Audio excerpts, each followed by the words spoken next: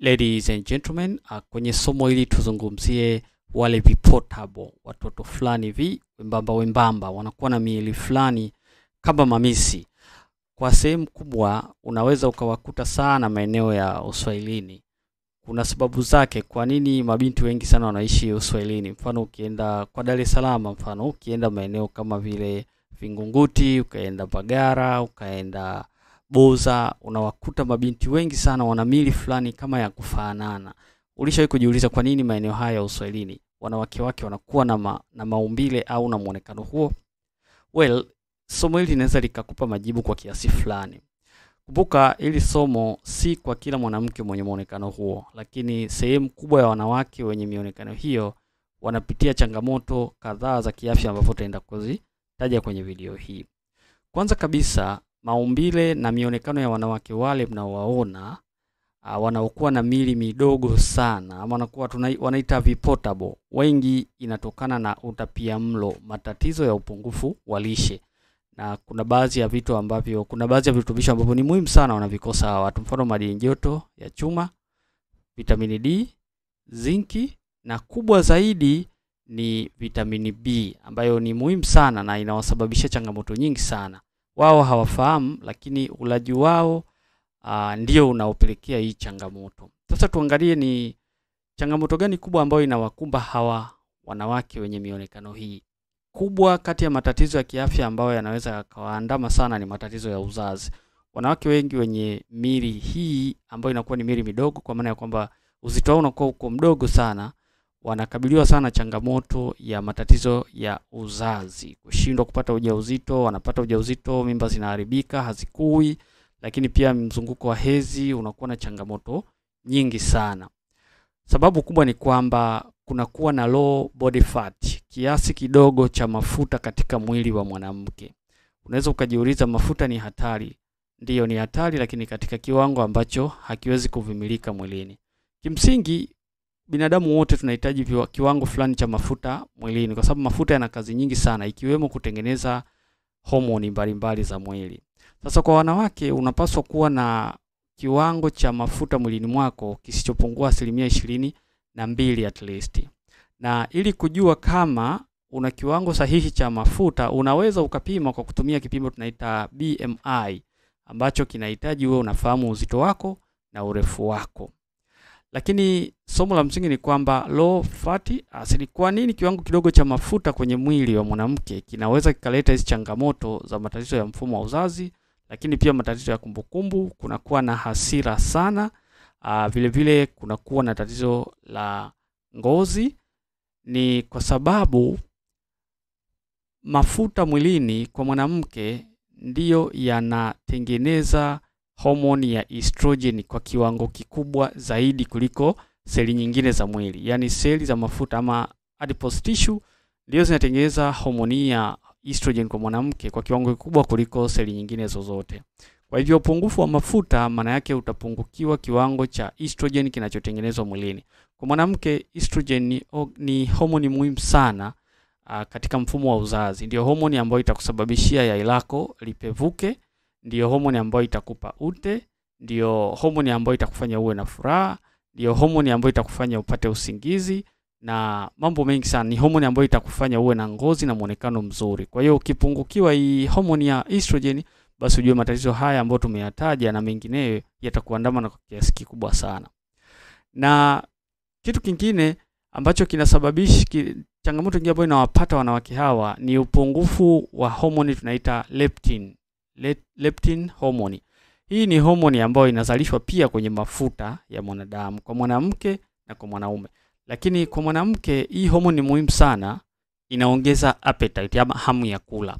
Inapozalishwa kwa kiwango kikubwa, maana yake ubongo wako unatafsiri kwamba mwili wako uko poa na unapata chakula cha kutosha, ndio maana leptin inakuwa ni nyingi. Lakini inapokuwa kidogo, ubongo wako unatafsiri tofauti. Unatafsiri kwamba uko katika kipindi ama maeneo yenye majanga ya chakula.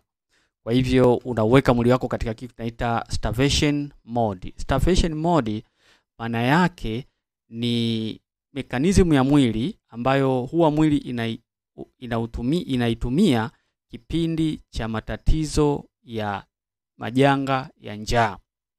Unapokuwa kwenye starvation mode, mwili wako unatumia chakula katika matukio muhimu zaidi katika mwili wako.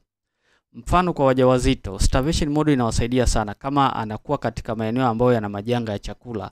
Starvation mode ndio inayoweza kusaidia kuzuia nishati na virutubisho mbalimbali mwilini kutumika maeneo mengine yote, ila vikatumika sehemu moja tu kwenye kuhakikisha mtoto anakuwa. Sasa mwili wa mwanamke unapokuwa katika hii starvation mode, kwa sababu tu kuna hii low leptin ambayo inasababishwa na upungufu wa mafuta, mwili wako utafanya kitu kinaita fertility suppression. Ni moja kati ya njia ambayo mwili wako unazitumia ili usipate ujauzito kipindi ambacho sio sahihi. Mwili wako unapokuwa katika starvation mode, maana yake ubongo unatafsiri wewe uko katika majanga ya njaa. Na moja kati ya vitu ambavyo mwili wako hautakiwi kuvifanya unapokuwa katika starvation mode ni kupata ujauzito, sababu mtoto hatakuwa katika ufanisi. Kwa hivyo kuna mekanizmu ambayo mwili huwa inaifanya kuhakikisha kwamba uwezo wako wa kupata ujauzito unapungua to the minimum. Yani ina suppress kabisa ile fertility. Unapokuwa katika starvation mode una suppress kabisa fertility. Kwa hivyo itasababisha sasa kama hivi uzalishwaji wa estrogen unakuwa uko vizuri, lakini pia mucus production, vitu vyote ambavyo vinaratibu mimba kufanyika. Unapokuwa na low leptin, hii hormone, mwili wako unavifanya visiwe na ufanisi. Kwa hiyo automatic unakuwa huna uwezo wa kupata ujauzito kirahisi. Sasa changamoto nyingine ambayo inawakumba hawa wanawake wa namna hii, wengi wao wanatumia dawa inaitwa Abito kwa ajili ya kupata appetite. Lakini kimsingi tatizo haliwezi kumalizwa kwa kutumia Abito peke yake. Na si tu kutumia Abito. Je, unatumia Abito sawa unapata appetite, unakula chakula sahihi? Kwa sababu mtu anatumia Abito lakini akitoka hapa anaenda kula miogo au chipsi, vyakula ambavyo vina upungufu wa virutubisho muhimu sana. Kimsingi kama ni mwanamke ambaye uko katika hili kundi la hawa wanajiita modo na unapata changamoto mbalimbali za uzazi, changamoto za ngozi, unakuwa na hasira, unakuwa ni mkorofi sana, hutaki kuelewa, ni ishara kwamba wewe una low body fat, kwa hivyo una low estrogen. Maana yake kama una low estrogen, maana yake hata ule mwanamke una ile hormonal imbalance. Ukisha kuwa na hormonal imbalance hasa iliyotokana na upungufu wa mafuta mwilini, maana yake cortisol level inakuwa iko juu sana.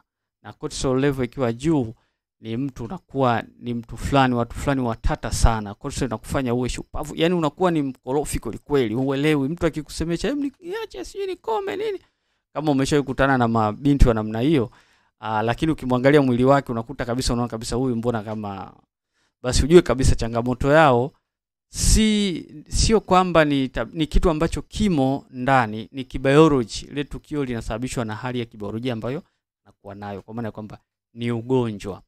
Kwa hivyo kitu cha msingi kwa wanawake wa aina hii ni kuhakikisha kwanza unapata virutubisho sahihi mwilini. Na moja kati ya virutubisho muhimu sana ambavyo mwanamke wa namna hii anavihitaji ni vitamini B, zinki, vitamini D, madini chuma na magnesium. Hivi ndio virutubisho muhimu zaidi ambavyo huyu mwanamke wa namna hii anavihitaji ili kuhakikisha kwamba mwili unarudia ile hadhi yake ya kufanya metabolism kwa ufanisi, kuzalisha leptin hormone kwa kiwango kinachostahili, ili upate appetite, ule vyakula sahihi na kiwango cha mafuta mwilini kitengenezwe kama inavyotakiwa. Kwa hivyo kiwango cha mafuta kikitengenezwa kama inavyotakiwa, basi estrogen itarudi katika hali yake ya kawaida. Vile vile hormone nyinginezo kama cortisol, thyroxine, zote zitakuwa katika standard ambayo inatakiwa. Tofauti na hapo, hakuna dawa nyingine ambayo unaweza ukatumia zaidi ya kuhakikisha kwamba unapata virutubisho vitakavyokusaidia kurudisha metabolism ya mwili katika ile hali ambayo inatakiwa. Hilo ndio jambo la msingi ambalo nimeona ni vizuri kushare na watu, hasa watoto wa kike, kwa sababu napokea simu nyingi sana. Ukimuuliza mtu uzito wake, anakuambia uzito ambao unaona kabisa huyu changamoto yake ni upungufu wa mafuta mwilini. Lakini pia sio tu changamoto za uzazi ambazo zinawakumba hawa watu, Lakini pia kuna changamoto za pressure, kwa sababu kuna kuwa na mvurugiko wa homoni. Hii cortisol level inakuweka katika state ya stress, ambapo inakusababishia matatizo kama ya high blood pressure, ambao kwa sasa hivi Tanzania ndio yanaongoza kwa kusababisha matatizo ya figo. Sasa hivi kuna wagonjwa wengi sana wa figo. Sababu zinakuwa ni nyingi sana, mojawapo ni upungufu wa lishe mwilini kwa maana ya utapiamlo. Kwa hivyo kama wewe ni mwanamke ama ni binti, uko katika kundi la watu ambao nimewazungumzia hapa, usijisikie vibaya, na sina nia mbaya au lengo baya la kuwasema au kuwadhalisha. No, natoa elimu. Kwa hivyo chukua hatua. Kama uko kwenye hili kundi, jitahidi sana kupata mlo kamili. Anza na virutubisho. Kama huwezi kupata chakula, kama huwezi kupata mlo kamili, basi jitahidi upate virutubisho kwanza, ili kuboost ile appetite kwa natural way, na sio kutumia habito peke yake, kwa sababu hazitokusaidia kama haupati mlo kamili. Hope utakuwa umeenjoy somo. Mpaka wakati mwingine, bye bye.